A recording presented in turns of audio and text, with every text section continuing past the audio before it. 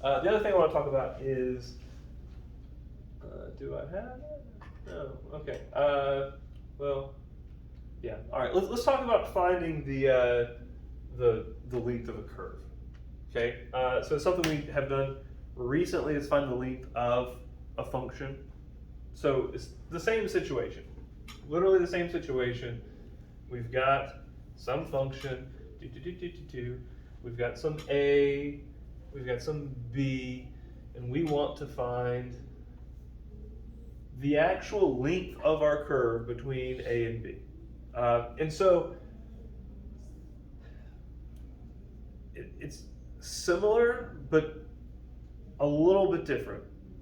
The setup is still the same. Like if we were trying to work through and create this formula and think about how we're gonna get ourselves there, we can think about this as infinitely many little right triangles where we have some change in x and some change in y.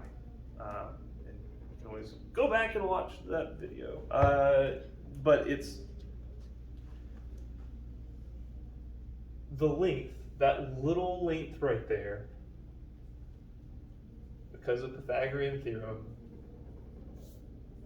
that little length is represented by our change of x squared plus our change of y squared, and then we take the square root of that. That's Pythagorean theorem. That's our length at any little moment. And so what we can do, just to rewrite this, because we know that all of this is actually in terms of t. Right? This is in terms of t right here. It's not in terms of, we do have an x-axis, we have a y-axis, but everything's, it's some x value after the input of t, it's some x value after t. So we want this to be in terms of t. So what we can do is we can take this dx squared and we can multiply it by 1, and in doing so, think about that 1 as dt squared over dt squared. So notice what I've done right here. If I were to cancel out the dt squareds, it would get me right back to dx squared. I can do the same thing over here. I could multiply the top and the bottom by dt squared.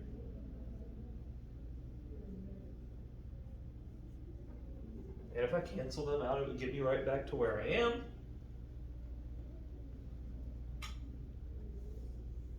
Importantly, notice that dt squared is a common factor in both of these terms. I could factor it out.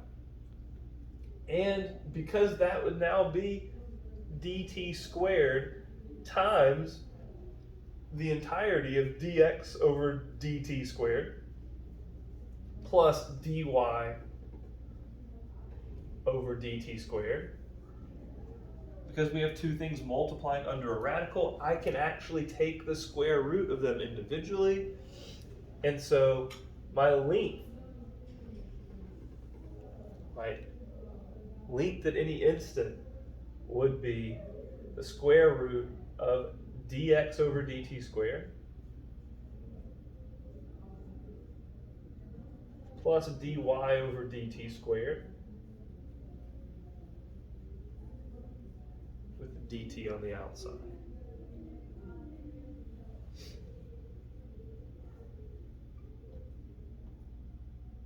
And I want to accumulate this.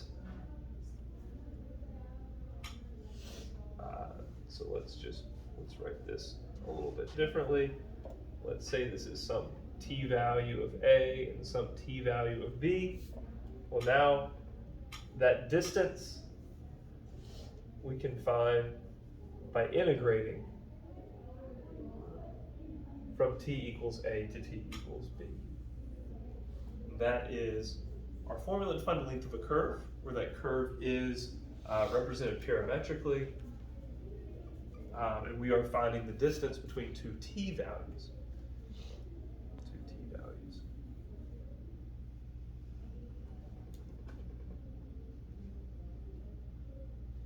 So obviously we can find and we can think about this as the length of a curve, but I'm thinking about just recent AP type of questions that I've seen. We might be told that a particle is moving around a coordinate plane, right? And at time t, we're given the position of the particle x and y. And it might ask us, what is the distance the particle moved between time equals 1 and time equals 5? Well, the distance that the particle's moving around is the length of the curve if we trace it. So,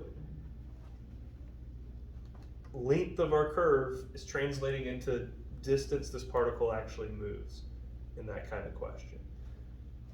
So we often think of, when we think of distance, we do think of integrating a derivative, because we talk about like, okay, if we integrate velocity, we get distance. And in a way, we're doing that, but because our x or y component is represented differently, then this is how we're able to actually find that distance. So there's probably the most common application of this on the AP exam. That's it. I mean, now we could do this one, right, pretty easily. You would just take the derivative of each with respect to t and plug it in. I mean, you could do that. Yeah, let's not spend our time with that.